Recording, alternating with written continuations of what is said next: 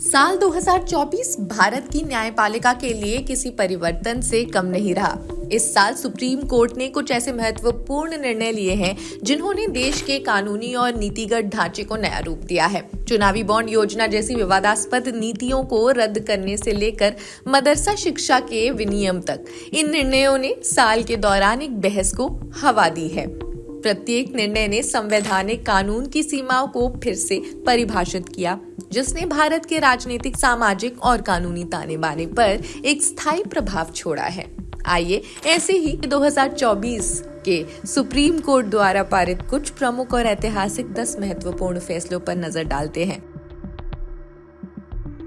Supreme court का सबसे महत्वपूर्ण फैसला 15 जनवरी 2024 को आया, जब सर्वोच्च न्यायालय ने 2017 की चुनावी बॉन्ड योजना को अनुच्छेद 19(1)(a) के तहत सूचना के मौलिक अधिकार का उल्लंघन करने के कारण असंवैधानिक घोषित करते हुए रद्द कर दिया।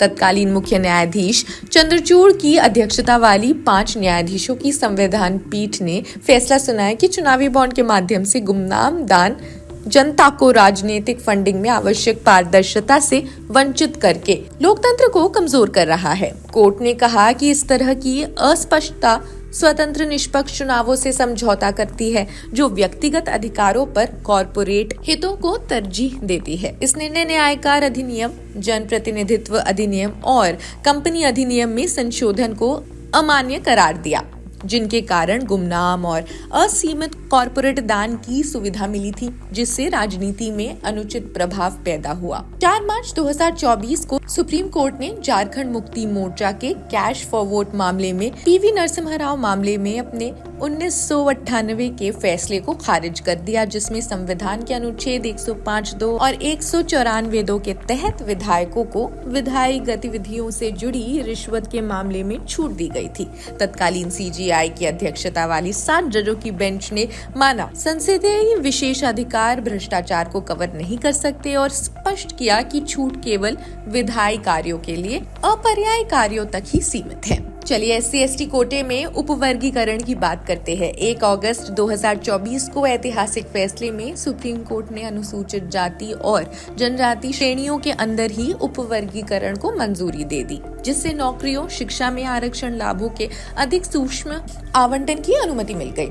इस फैसले का उद्देश्य ऐतिहासिक रूप से हाशिए पर पड़े इन समुदायों के अंदर असमानताओं को दूर करना है, ये सुनिश्चित करके कि सबसे वंचित समूहों को लाभ का उचित हिस्सा भी मिले। जेलों में जाति आधारित भेदभाव को खारिज करना। 13 अक्टूबर को ऐतिहासिक फैसले में शारीरिक श्रम का विभाजन, बैरकों का पृथक्करण तथा गैर अधिसूचित जनजातियों और आदतन अपराधियों के विरुद्ध पक्षपात जैसी जाति आधारित भेदभाव पर प्रतिबंध लगा दिया।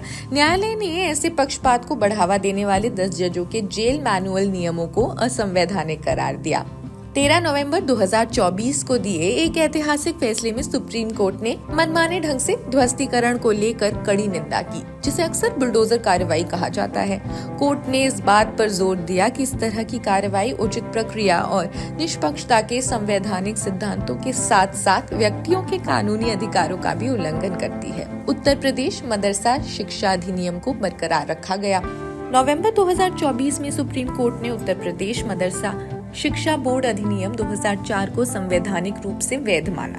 इस प्रकार इलाहाबाद उच्च न्यायालय के उस फैसले को पलट दिया गया, जिसमें कहा गया था कि अधिनियम धर्मनिरपेक्षता के सिद्धांत का उल्लंघन करता है। सुप्रीम कोर्ट ने माना कि किसी कानून को तभी रद्द किया जा सकता है जब वो संविधान के भाग 3 के तहत मौलिक अधिकारों का उल्लंघन करता हो या विधायी क्षमता से संबंधित प्रावधानों का उल्लंघन करता हो। इसके अलावा सुप्रीम कोर्ट ने नागरिकता अधिनियम की धारा 6(a) की वैधता बरकरार रखी। अक्टूबर 2024 में 5 न्यायाधीशों की संवैधानिक पीठ ने नागरिकता अधिनियम 1955 की धारा 6(a) की संवैधानिकता को बरकरार रखा, जो 1 जनवरी 1967 और 25 मार्च 1971 के बीच असम में आए भारतीय मूल के विदेशी प्रवासियों को नागरिकता प्रदान करती है। धारा 6(a) बांग्लादेश से अवैध प्रवासन को संदर्भित करता है, जिस पर 1985 के असम समझौते ने चिंता जताई थी। सुप्रीम कोर्ट ने असम की विशिष्ट जनसंख्यिक समस्याओं को और 1971 की कट ऑफ तिथि के ऐतिहासिक संदर्भ के आधार पर ही प्रावधान को बरकरार रखा। सुप्रीम कोर्ट ने 8 जनवरी 2024 को बिल्किस बानो सामूहिक बलात्कार मामले और 2002 के गुजरात दंगों के दौरान उसके 7 परिवार के सदस्यों की हत्या के मामले में 11 दोषियों को माफी देने के गुजरात सरकार के फैसले को रद्द कर दिया।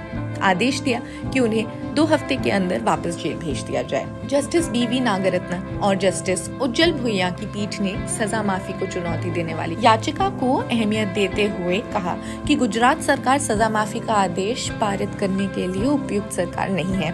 पीठ ने पूछा कि क्या महिलाओं के खिलाफ जघन्य अपराध सजा माफी की अनुमति देते हैं, चाहे वो किसी भी धर्म या पंथ से संबंधित हो। उल्लेखनीय है कि सभी 11 दोषियों को गुजरात सरकार द्वारा छूट दी गई और 15 अगस्त 2022 को रिहा कर दिया गया था। बता दें, बिल्किस बानो 21 साल की थी और 5 महीने की गर्भवती थी जब गोधरा के कांड के बाद भड़के सांप्रदायिक दंगों की भयावहता से बचने के लिए भागते समय उनका बलात्कार किया गया। दंगों में मारे गए 7 परिवार के सदस्यों में उनकी 3 साल की बेटी भी शामिल थी। 23 सितंबर को एक महत्वपूर्ण फैसले में सुप्रीम कोर्ट ने घोषणा की कि बाल पोर्नोग्राफिक सामग्री का भंडारण यौन अपराधों से बच्चों के संरक्षण यानी पॉक्सो अधिनियम के तहत अपराध है। ये निर्णय भारत के मुख्य न्यायाधीश DY चंद्रचूड़ और न्यायमूर्ति JB पारदीवाला की पीठ ने सुनाया, जिसने मद्रास हाईकोर्ट के फैसले को पलट दिया। खैर, इस वीडियो में बस इतना ही। आप कमेंट्स में हमें ज़रूर बताएं आपको कैसा लगा और आप और क्या देखना चाहते हैं। खैर, इस वीडियो में बस इतना ही। देश दुनिया के अन्य खबरों के लिए भी जुड़े रहिए जनसत्ता के साथ। शुक्रिया।